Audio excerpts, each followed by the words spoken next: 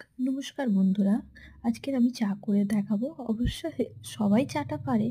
এমন কেউ নেই যে চাটা পারে না। কিন্তু আমি যে স্টাইলে চাটা বানাই একবার করে দেখাবেন। খুব অল্প টাইমে খুব তাড়াতাড়ি একটা সুস্বাদু চায়ে পরিণত হবে। আমি অফিস থেকে এসে এইভাবেই চাটা করি। আজকের আমি অফিসে যাইনি। দেখতে পাচ্ছেন তো গ্যাসের কি অবস্থা? কারণ এর আগে আমি অনেকগুলো রান্না করেছিলাম।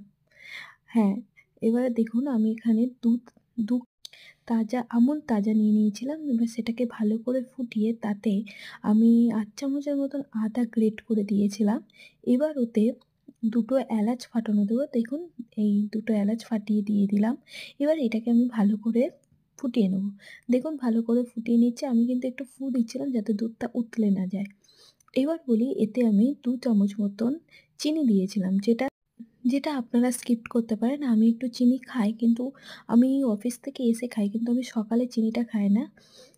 ওখানে আমি সুগার ফ্রি দিই। বাট এখন আমি চিনিটা দিচ্ছি। কারণ বাঙালিরা তো একটু চিনি ছাড়া চলতেই পারে না, তাই না? দেখুন ২ চামচ ২ কাপ করেছিলাম কারণ আমি চা খেতে খুবই ভালোবাসি। সকালে ঠিক চাটা খাওয়া হয়নি। তাই বিকালবেলায় চাটা বানিয়েছি। এতে আমি ৪ চামচ মতন চা দিয়ে দেবো। ছোট চামচ তো, আর চাটা আমার একটুখানি লিকার বেশি হলেই আমার বেশি ভালো লাগে।